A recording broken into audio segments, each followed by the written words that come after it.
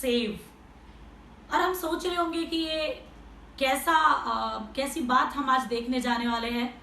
Slaves, slaves मतलब गुलाम, और गुलामी में आज़ादी, गुलामी में हमारा बचाव। गुलामी में हमारा बचाव कैसे हो सकता है? हम सोचते हैं कि गुलाम हमारे लिए शब्द भी हमें पसंद नहीं है ना। हम इंडिपेंडेंट ऐसे कंट्री में रहते हैं, इंडिपेंडेंस हमारा हो चुका है, हमें बहुत खुशी है इस बात की कि हम स्वतंत्र ऐसे देश में रहते हैं। लेकिन फिर हम क्यों गुलामी की आज बात करने वाले हैं? वचन में से हम उसको देखेंगे कि आज बाइबल हमें क्या बताती है, कि गुलामी के बारे में वो हमें क्या बताती है। How we become a slave, and by becoming slave we will save. हम गुलाम बनेंगे और गुलाम बनने से हमारा कैसे बचाव हो सकता है ना। बहुत ही कॉन्ट्राडिक्ट ऐसा टॉपिक है। गुलाम बनना किसी को भी पसंद नहीं है। आज के तारीख में हर एक को फ्रीडम चाहिए, है ना। अगर हम फॉरेन कंट्रीज में देखेंगे तो बच्चे टीन एज में ही जब आ जाते हैं उनको फ्रीडम चाहिए। हमारे कंट्री में भी आजकल हर एक को फ्रीडम चाहिए। हर एक जन कहता है कि मैं स्वतंत्र हूँ, मैं यंग हूँ, अभी मुझे फ्रीडम चाहिए। मैं वाइफ हूँ फिर भी मुझे फ्रीडम चाहिए, मैं बेटा हूँ मुझे फ्रीडम चाहिए। हर एक को फ्रीडम चाहिए, हमें स्वतंत्रता चाहिए। कोई भी गुलाम बन के नहीं रहना चाहता। हालेलुया। लेकिन आज हम देखेंगे कि गुलामी में हमारी क्या शीश है, गुलामी के बारे में बाइबल आज हमें क्या बताती है। मैं वचन में जाने से पहले मैं कुछ बातों को थोड़ा क्लियर करना चाहूंगी। मैंने मराठी में भी उसका मतलब देखा तो वहां ऐसा लिखा है, जतन करण्यासाठी गुलाम होणे। हालेलुया। जतन करण्यासाठी गुलाम होने, हिंदी में कहता है बचाने के लिए गुलाम हो जाना, स्लेव्स टू सेव, है ना। And every person in the world, हम पूरे संसार में कोई भी गुलाम नहीं बनना चाहता। लेकिन स्लेव का मतलब क्या होता है, गुलाम का मतलब क्या होता है? A person who is legally owned by someone else and has to work for that person, है ना। कोई एक ऐसा व्यक्ति जो लीगली मतलब कानूनन किसी का गुलाम, किसी ने उसको खरीद लिया है और अब वो सिर्फ और सिर्फ उसके लिए ही काम करेगा, वो गुलाम है। मैं एक चीज को वचन में जाने के पहले क्लियर करना चाहती हूँ कि गुलाम बनना और नौकर बनने में डिफरेंस है। To be slave and to be servant is different, है ना। हम स्लेव के बारे में आज बात करेंगे, लेकिन स्लेव बनना और सर्वेंट बनना, गुलाम बनना और नौकर बनना, ये दोनों भी बातों में अंतर है। और हम उसके पहले अंतर को देखेंगे, क्योंकि हमारे मन में ये नहीं होना चाहिए कि हमें बहुत सारी चीज़ों के बारे में क्लैरिटी होनी चाहिए कि नौकर क्या होता है, सर्वेंट क्या होता है और स्लेव क्या होता है। तब हम वचन में से यीशु मसीह परमेश्वर हमें गुलामी के बारे में या स्लेव होने के बारे में जो बताएंगे, हमारे लिए वो बातें क्लियर हो जाएगी। हालेलुया। और वचन यहाँ क्या कहता है, जैसे मैंने बताया कि स्लेव का मतलब legally owned, and important second point, has to work for that person. एक तो वो कानूनन रीति से किसी ने उसके ऊपर, वो उसका अधिकार उसके ऊपर आ गया है, और दूसरी बात है कि अब वो सिर्फ उसके लिए काम करेगा, दैट इज स्लेव। अगर हम दोनों के बीच का अंतर देखते हैं तो सर्वेंट के बारे में अगर हम देखेंगे, नौकर के बारे में, तो उसके पास कुछ हद तक फ्रीडम होता है ना, कुछ हद तक फ्रीडम उसके पास में होता है। लेकिन जो स्लेव है, जो गुलाम है, उसके पास कोई भी बातों का फ्रीडम नहीं होता है। वो पूर्ण रीति से अपने मालक के लिए डिपेंड रहता है, मालक के ऊपर वो होता है। हालेलुया। और वही हम लोग अगर देखते हैं, जो सर्वेंट होता है, प्रेज द लॉर्ड, हालेलुया, वो जो होता है, he have some time limit for his work, है ना। वो 24 घंटा काम नहीं करता है, लेकिन उसके पास में कुछ टाइम लिमिट होती है, कुछ समय होता है, कुछ घंटे वो काम करता है, कुछ दिनों तक वो काम करता है, कुछ टाइम लिमिट्स उसके पास में होती है। लेकिन जो स्लेव होता है, ही don't have any time limit. जब भी उसका मालक उसको पुकारे, उसको काम करना पड़ता है। जब भी उसका मालक उससे बुलाए, उसको जाना पड़ेगा, क्योंकि वो स्लेव है। हालेलुया। वैसे अगर हम देखेंगे कि जो सर्वेंट होता है उसके लिए उसको कुछ उसके काम के लिए कुछ मुबदला उसको मिलता है, हर महीने में, वीकली, डे वाइज मुबदला मिलता है। लेकिन जो गुलाम होता है उसका एक ही बार पूरा मुबदला देकर उसे ले लिया जाता है। हालेलुया। अगर हम फिर से देखते हैं तो जो सर्वेंट होता है, जो नौकर होता है, उसका खुद का पर्सनल लाइफ होता है ना। वो कुछ समय काम करेगा और बाद में वो अपना जीवन, अपना पर्सनल लाइफ भी जी सकता है। लेकिन जो गुलाम होता है उसका पूरा जीवन उसके सिर्फ और सिर्फ मालिक के लिए होता है। जैसे हम देख रहे हैं कि कौन स्लेव है और कौन गुलाम है, कौन नौकर है, कौन सर्वेंट है। और अब हम बाइबल में अगर देखते हैं तो हम पढ़ेंगे रोमियो इसका 6वां अध्याय। आप सोच रहे होंगे कि क्यों हम ये देख रहे हैं, लेकिन मैं आपको बताना चाहूंगी कि जब पौलुस रोमियो को, रोम को जब वो लेटर लिखता है, जब रोमियो की पत्री लिखता है, तो रोमियो इसका पहला अध्याय और पहले वचन में जब उसकी वो शुरुआत करता है, तभी वो कहता है पौलुस की ओर से जो यीशु मसीह का दास है। हालेलुया। पहला सेंटेंस, पौलुस की ओर से जो यीशु मसीह का दास है। Hallelujah, praise the Lord. पौलुस कहता है कि I am a slave of Christ Jesus, मैं यीशु मसीह का दास हूँ। पौलुस की ओर से जो यीशु मसीह में दास है। हालेलुया। और पौलुस क्या इसके बारे में ही आगे कहता है, उसने क्यों, मतलब हम अगर देखेंगे कि उसने क्यों दास के बारे में यहाँ पे उसने उपमा दी है ना, वो क्यों बोल रहा है। अगर हम उस समय में रोम राज्य के बारे में देखते हैं, क्योंकि पौलुस he was a very excellent teacher. He was a very excellent teacher. He knows किसके साथ हमें क्या बात करनी चाहिए। और उसको मालूम था, क्योंकि वो कुछ समय के लिए वो रोम में आया था, जब उसने इस पत्री को लिखा, जब उनसे बात कर रहा था, वो कुछ समय के लिए वो रोम में आने वाला था, इसलिए उसने उस पत्री को लिखा और कुछ दिनों तक उस रोम में वो रुकने वाला था और बाद में वो वहां से आगे स्पेन जाने वाला था। अब जब वो उनको जब लेटर लिख रहा है, वो कहता है कि पौलुस की ओर से जो मसीह यीशु में दास है, वो जब यहाँ से ही शुरुआत करता है, वो खुद को दास करके रखता है, वो खुद को स्लेव बताता है, not servant. Hallelujah, not servant. अगर हम इंग्लिश बाइबल में भी इसको पढ़ते हैं, कुछ उसके what we can say additions जो होती है बाइबल की, वर्जन्स जो होते हैं, वो कुछ आपको सर्वेंट बताएंगे। लेकिन NIV में अगर हम पढ़ते हैं तो वहाँ कहता है कि वो स्लेव है। वो बोलता है अपने आप को कि मैं क्राइस्ट जीसस का स्लेव हूँ, मैं दास हूँ। हिंदी में भी वो कहता है कि मैं दास हूँ। और वो इसलिए दास, इस बात को जब शुरू ही करता है, पवित्र आत्मा उसको बताता है और वो यहाँ से शुरू करता है, इसका एक ही कारण था। और ये कारण था कि रोम के लोग बहुत अच्छे से जानते थे कि दास होना क्या है। क्योंकि रोम में 15 to 20% पॉपुलेशन उस समय में दास थी, गुलाम थी। उनको गुलाम करके रखा जाता था। अगर किसी का डेथ है, कोई बैंकरप्ट हो गया है, किसी के ऊपर कर्जा है, तो वो उसको अपने घर में गुलाम करके रखते थे।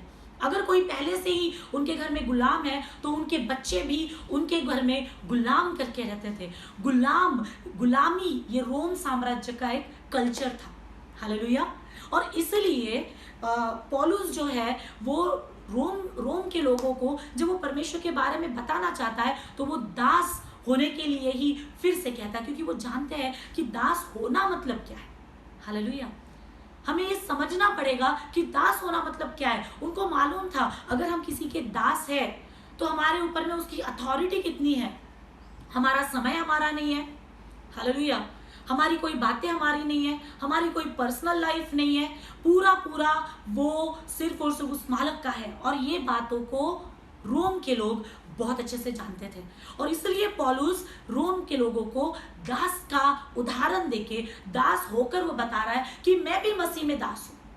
जैसे रोम के लोग मालिक के घर में दास बन के रहते हैं, मैं मसीह का दास हूं, मैं यीशु मसीह का दास हूं, मैं परमेश्वर का दास हूं। और इसलिए वो दास की उपमा वहां पे लेकर आता है। हालेलुया।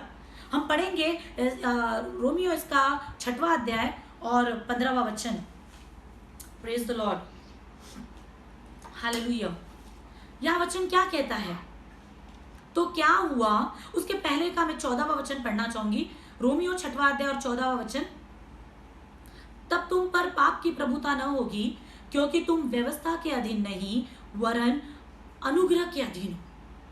इसके पहले के चैप्टर्स अगर हम पढ़ते हैं तो पौलुस उनको समझाता है कि कैसे हम पाप में थे, आदम हवा के द्वारा हम पाप में गए, और फिर वो उनको समझाता है कि कैसे यीशु मसीह के द्वारा अब हम पाप से छुड़ाए गए हैं, हम पर अनुग्रह हुआ है, अब व्यवस्था के अधीन हम लोग नहीं है। वो जब इन बातों को बात करता है, इन बातों को जब वो समझाता है, उसके बाद में जब वो फिर से उन बातों को दोहराता है तो वो कहता है कि व्यवस्था के अधीन नहीं वरन अनुग्रह के अधीन हो गए हो।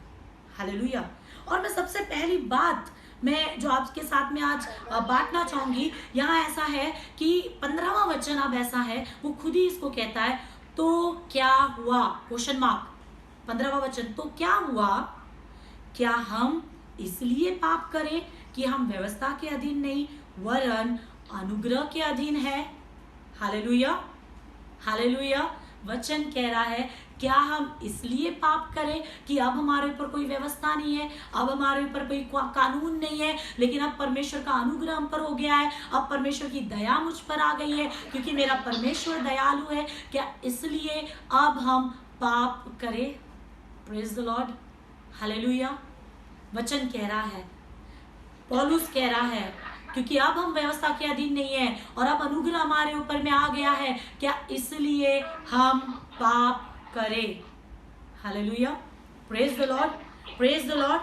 फर्स्ट थिंग, पहली बात जो मैं आपसे शेयर करना चाहती हूँ, दैट इज फॉल्स अजम्पशन, गलत धारणाएं। कई बार हमें ऐसा लगता है कि हमारे ऊपर अब अनुग्रह हो गया है, हमारा परमेश्वर दयालु परमेश्वर है, और हम ये बोलना शुरू कर देते कि मेरा परमेश्वर अनुग्रहकारी है, वो हमें दंड की नहीं आज्ञा देगा, वो हमसे प्यार करता है, वो हमसे बेइंतहा प्यार करता है, डेफिनेटली ही लव्स अस। लेकिन वचन क्या कहता है, पौलुस क्या कहता है कि क्योंकि अब व्यवस्था नहीं है, इसलिए क्योंकि अनुग्रह है, तो क्या हम पाप करें? क्या हम लगातार पाप करते रहे? Hallelujah, praise the Lord. वचन कह रहा है फॉल्स अजम्पशंस, कई बार हम लोग गलत धारणाओं में आ जाते हैं, गलत चीजों को हम समझ लेते हैं, फॉल्स अजम्पशंस हमारे हो जाते हैं, हम वचन को जैसा हमें चाहिए हम वैसा लेना शुरू कर देते हैं। हाँ, यहाँ पे जैसा है 6वां अध्याय 15वां वचन, उसका पहला भाग जो कह रहा है कि अनुग्रह की वजह से बस खत्म।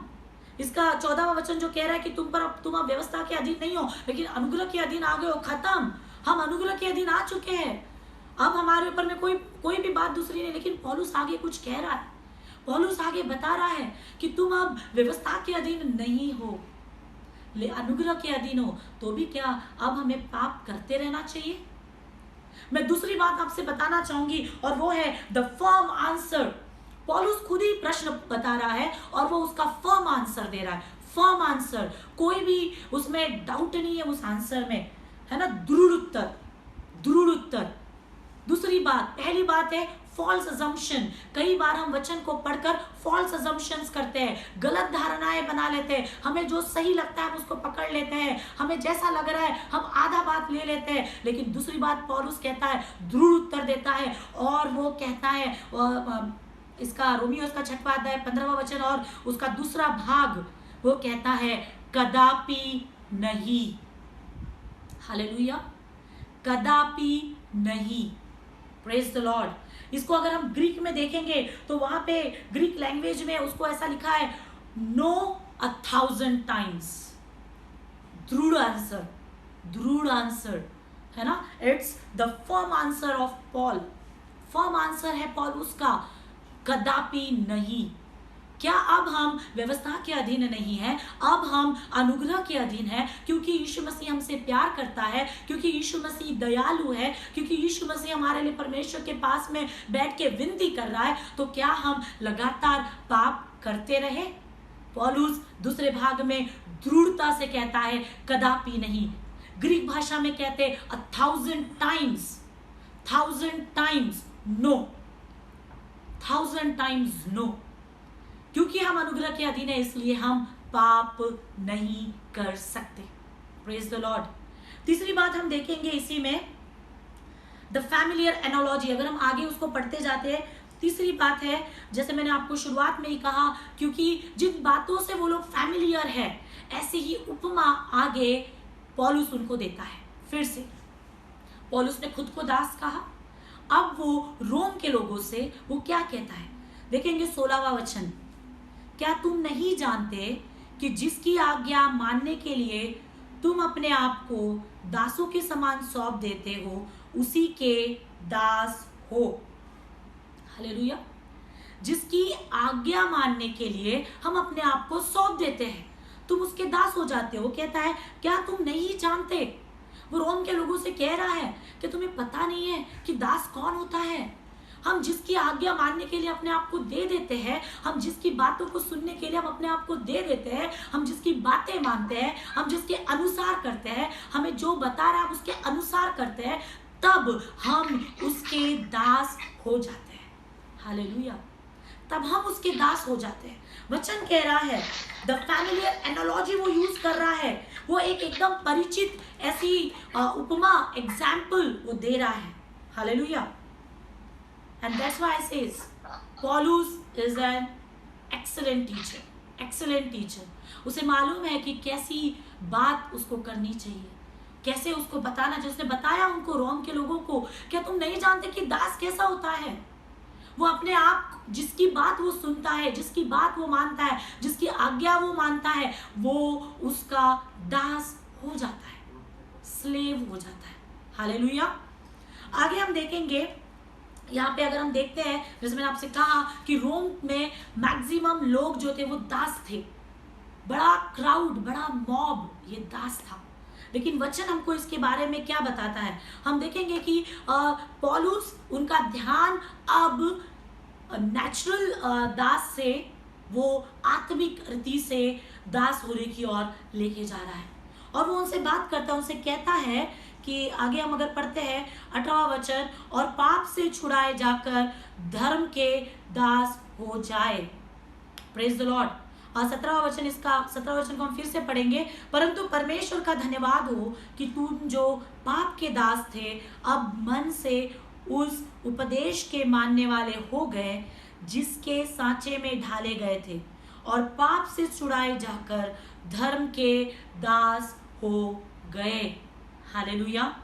पहले तुम पाप के दास थे, क्योंकि हम, जब आदम ने पाप किया और आदम के द्वारा जब पाप आया, जब उसने आज्ञा को नहीं माना, जब उसने आज्ञा को तोड़ा, जब उसने परमेश्वर की आज्ञा को तोड़ा, पाप इस संसार में आया और हम पाप के दास बन गए, हम पाप के गुलाम बन गए थे। लेकिन यीशु मसीह के द्वारा, यीशु मसीह के आने के द्वारा, यीशु मसीह के मारे जाने, गाड़े जाने के द्वारा, यीशु मसीह के फिर से जी उठने के द्वारा अब हम पाप के दास नहीं हैं, लेकिन हम धार्मिकता के दास बन चुके हैं। हालेलुया। न्यूटन का सबसे बड़ा ये what we can say that theorem है ना, energy can neither be created nor be destroyed, it can be change from one form to another. वो डिस्ट्रॉय नहीं होता है कोई भी चीज। हम दास थे पहले, हम गुलाम थे, हम शैतान के राज्य में गुलाम थे, और अब हम फ्रीडम में हैं। हालेलुया। अब हम फ्री हो गए हैं, अब हम छुड़ाए गए हैं, हम फ्री हो गए। नहीं मेरे प्रिय, मैं आपको बताना चाहती हूँ, द डे, जिस दिन हमने यीशु मसीह को अपना उद्धारकर्ता करके ग्रहण कर लिया, जैसे पौलुस ने कहा कि मैं तेरा दास बन गया हूँ, उसी दिन हम यीशु मसीह के, हम परमेश्वर के दास बन जाते हैं। लेकिन हमारा मालिक बहुत ही कृपालु और हमसे प्यार करने वाला, ऐसे मालिक के हम दास बन जाते हैं। हालेलुया। Praise the Lord. हम वहां से निकल के हम धार्मिकता के दास बन जाते हैं। हम पाप की गुलामी से निकालकर हम धार्मिकता की गुलामी में आ जाते हैं। वचन कह रहा है, मैं नहीं कह रही हूँ, वचन कह रहा है हमको यहाँ पे। हालेलुया। और इसके आगे अगर हम देखते जाते हैं, and the fifth thing, the fleshy accommodation, हमारा शारीरिक ठिकाना। Praise the Lord. हम किसके दास है? क्या हम शरीर के दास, हम पाप के दास है? मतलब हम जिसकी बात मान रहे हैं। हम देखेंगे पहला यूहन्ना इसका दूसरा अध्याय और इसके 16वें वचन को मैं आपके लिए पढ़ती हूँ। क्योंकि जो कुछ संसार में है, अर्थात शरीर की अभिलाषा और आंखों की अभिलाषा और जीविका का घमंड वह पिता की ओर से नहीं परंतु संसार ही की ओर से है। हालेलुया। शरीर की अभिलाषा, आंखों की अभिलाषा, इन बातों में जब हम लोग फंसे हुए होते हैं, इन बातों में जब हम लोग रुक अटके हुए होते हैं, तब हम पाप के दास हो जाते हैं, तब हम पाप में फंसे हुए रहते हैं। लेकिन वचन क्या कहता है हमको? वो शरीर की बातों में बात कर रहा है। पौलुस शारीरिक बातों के बारे में फिर से बात कर रहा है। द फ्लेशी अकोमोडेशन, हमारा शारीरिक ठिकाना भी क्या होना चाहिए?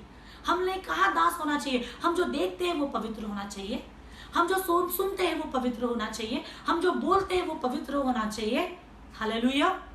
तब हम धार्मिकता के दास बन जाएंगे। Hallelujah.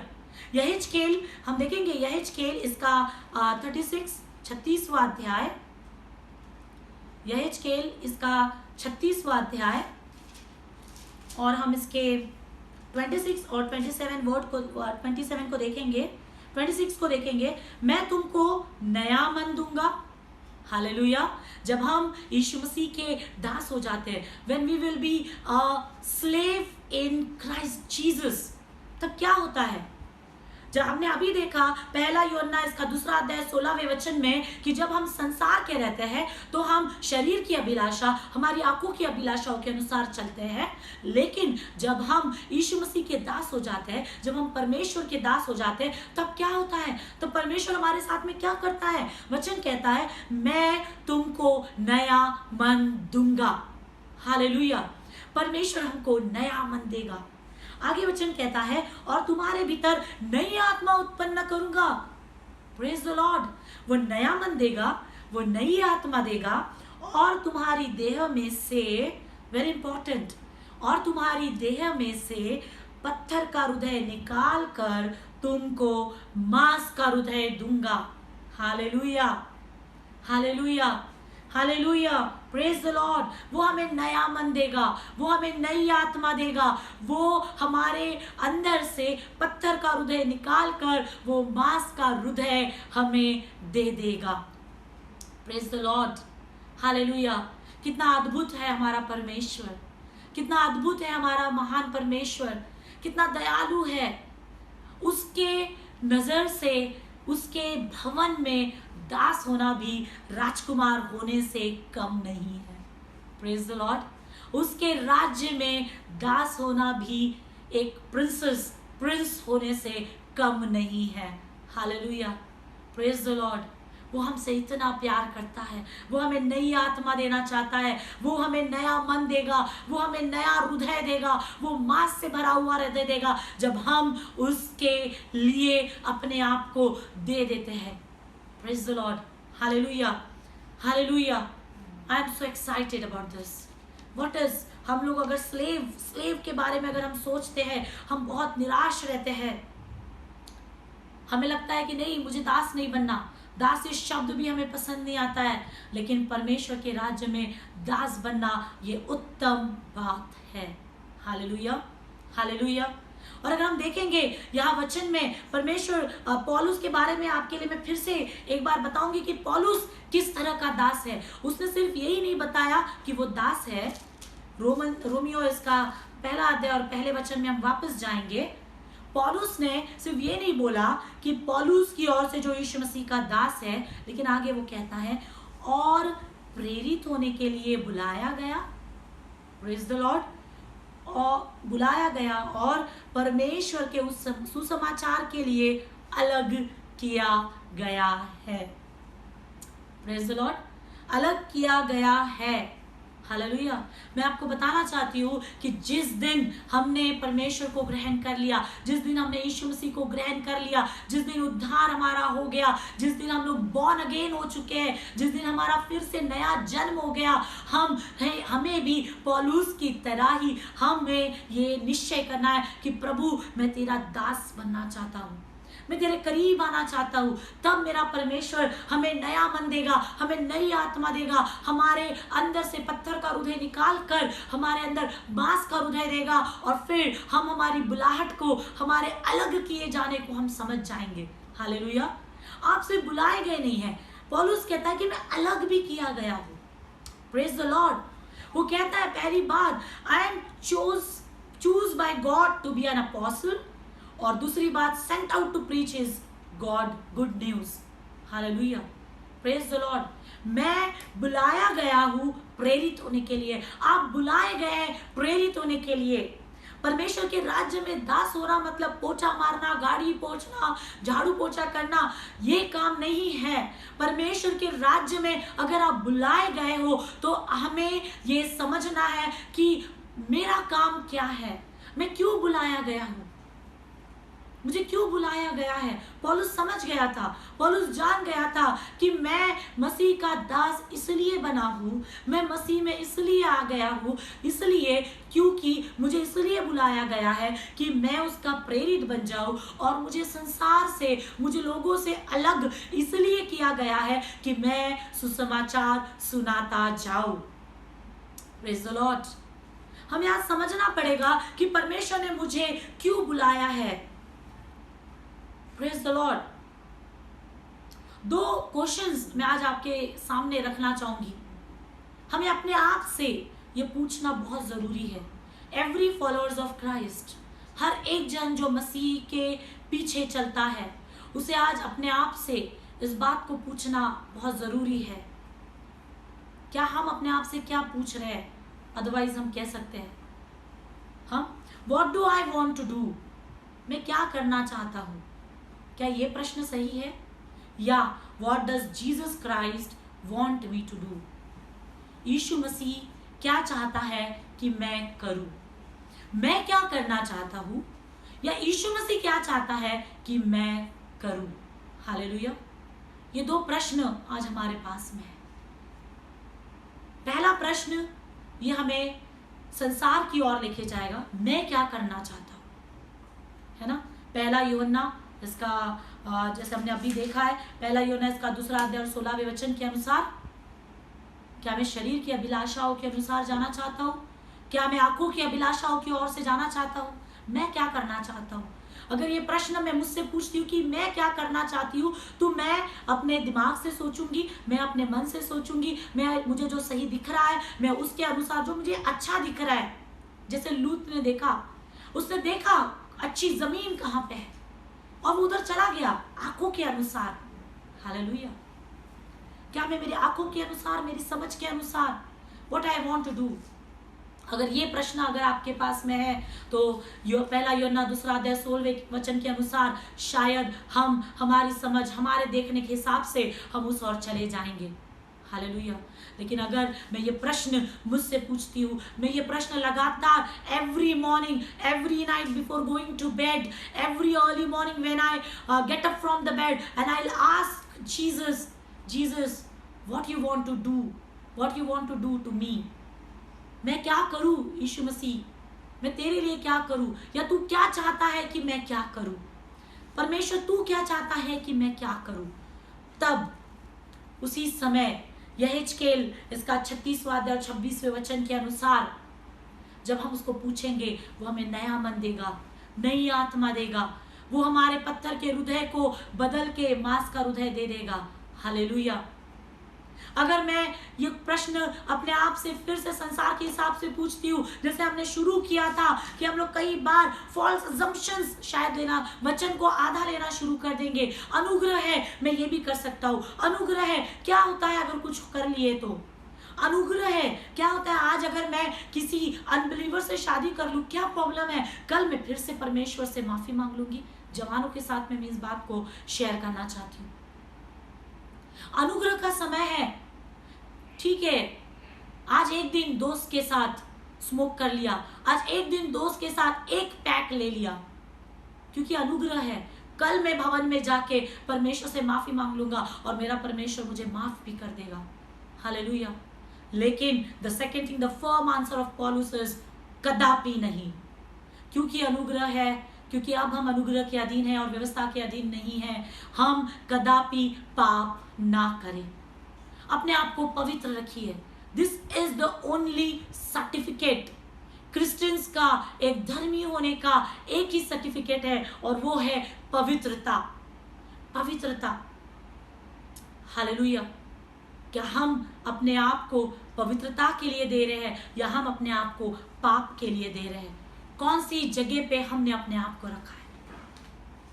The day we start asking ourselves, what does Jesus Christ want me to do? यीशु मसीह क्या चाहता है कि मैं करूं?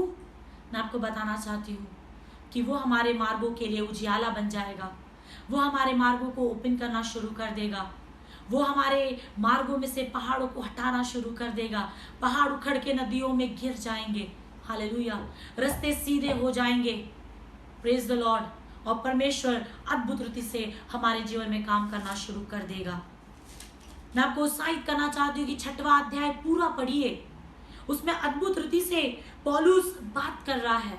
वो दास के बारे में और पाप होने के बारे में वो बता रहा है। 14 वचन अगर हम देखते हैं तो वहां ऐसा लिखा है, तीसरे वचन के दूसरे भाग से, क्या तुम नहीं जानते कि हम सब जिन्होंने मसीह यीशु का बपतिस्मा लिया उसकी मृत्यु का बपतिस्मा लिया? अतः उस मृत्यु का बपतिस्मा पाने से हम उसके साथ गाड़े गए। हालेलुया। हम उसके साथ गाड़े गए ताकि जैसे मसीह पिता की महिमा के द्वारा मरे हुओं में से जिलाया गया वैसे ही हम भी नए जीवन की सी चाल चले। हालेलुया। ये नहीं कि अनुग्रह इसलिए मुझे जो सही लगता है मैं वो करूं, लेकिन अनुग्रह इसलिए मैं पाप ना करूं, मैं नए जीवन की सी चाल चलूं। मैं अपने आप को पौलुस की तरह यीशु मसीह को दे दूं। मैं यीशु मसीह से कहूं कि मैं तेरी दास होना चाहती हूँ। तूने जिसके लिए मुझे बुलाया है, तूने जिसके लिए मुझे अलग किया है, तूने मुझे जिसके लिए अलग निकाला है, मैं वो काम करूं। हालेलुया। Praise the Lord. अगर हम देखते हैं रोमियो इसका 6वां अध्याय और इसका 22वां वचन, में कुछ वर्सेस आपके लिए पढ़ रही हूँ, लेकिन मैं आपको उत्साहित करना चाहती हूँ कि आप रोमियो इसका 6वां अध्याय पूरा पढ़िए। अद्भुत रीति से परमेश्वर आपसे उसमें से बात करेगा। वह 22वां वचन कहता है, परंतु अब पाप से स्वतंत्र होकर और परमेश्वर के दास बनकर तुम को फल मिला जिससे पवित्रता प्राप्त होती है और उसका अंत अनंत जीवन है। हालेलुया।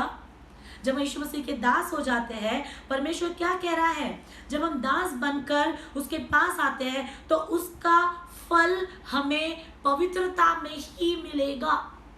जब हम यीशु मसीह के दास बन जाते हैं तो हम पवित्र हो जाते हैं और फिर उसका अंत हमारा अनंत काल का जीवन है। Step by step. हालेलुया। जब हम यीशु मसीह के दास बन जाते हैं तब हमारे पास में, हमारे जीवन में जो फल लगेंगे वो पवित्रता के फल होंगे। Praise the Lord. और फिर परमेश्वर के अनुग्रह के कारण हम, क्योंकि परमेश्वर की आज्ञाओं को मानकर हम उसके दास बन गए, जब हम उसके आज्ञाओं को मानने लगते हैं हम उसके दास बन जाते हैं। हालेलुया। हम लोग कई बार देखते हैं कि हम लोग कई बार कहते हैं ना, अगर किसी के वाइफ का फोन आ गया और वो बोलता है कि नहीं अब मुझे जाना है। हालेलुया। वाइफ जैसे बोलती है, वो अगर हम करते हुए किसी को देखते हैं हम कहते हैं कि अरे तो गुलाम है, अपनी वाइफ की सारी बातें मानता है। हालेलुया। Praise the lord. मैं इसलिए आपको बताना चाहती हूँ, जैसे पौलुस को पता था दास होना क्या है, रोम के लोगों को दास की जो डेफिनेशन मालूम थी, उसने उसके अनुसार उनको बताया कि उनको मसीह का दास होना है। मैं आपको बताना चाहती हूँ हमारे लिए जो डेफिनेशन है गुलाम, वो है कि जो हस्बैंड अपनी वाइफ की सारी बातें मानता है वो गुलाम है। सारी बातें, कोई भी बात नहीं। वो ड्यूटी से जल्दी आएंगे, वो जो बोलेंगे वो करेंगे, वो उनको घुमाने लेके जाएंगे, वो उनको जो भी, वो उसको शॉपिंग करने लेके जाएंगे, उसकी सारी बातें मानेंगे। The husband is Ghulam. Hallelujah. मैं आपको बताना चाहती हूँ, बात मानने वाला, हर एक बात, अपने कामों को बाजू रख के पहले वाइफ की बात मानने वाला, वैसे ही हमें परमेश्वर का गुलाम बनना है। हमारी सारी बातों को बाजू रख के परमेश्वर पहले, मेरी नौकरी, मेरा काम, मेरा फैमिली, इससे ज्यादा पहले परमेश्वर।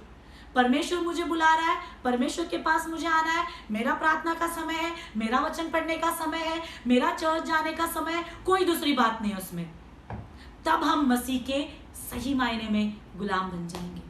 गुलाम मतलब आपको 39 कोड़े नहीं खाने हैं, वो यीशु मसीह ने खा लिए हैं। हालेलुया। हमें 39 कोड़े नहीं खाने हैं, हमें सिर्फ और सिर्फ परमेश्वर की बात माननी है। सिर्फ और सिर्फ परमेश्वर की बात माननी है। जो परमेश्वर हमारे लिए हमें कहता है वो हमें करना है। जैसा परमेश्वर हमें करने के लिए कहता है वैसा हमें करना है। जब वो हमको करने के लिए कहता है तब हमें करना है।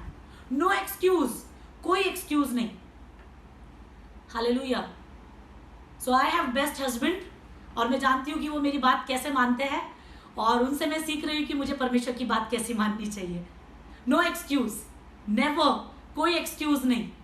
जब भी कुछ बोले वो हमेशा तैयार रहते हैं जिस बात से मैं खुश होती हूँ वो करने के लिए।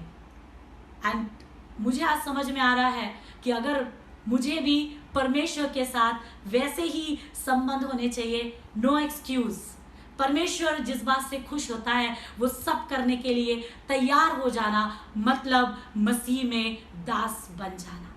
जो परमेश्वर चाहता है, जैसा परमेश्वर चाहता है, जिस बात से वो खुश होता है, जिन बातों से उसको आनंद मिलता है, सिर्फ वही बात करना, मतलब मसीह का दास हो जाना।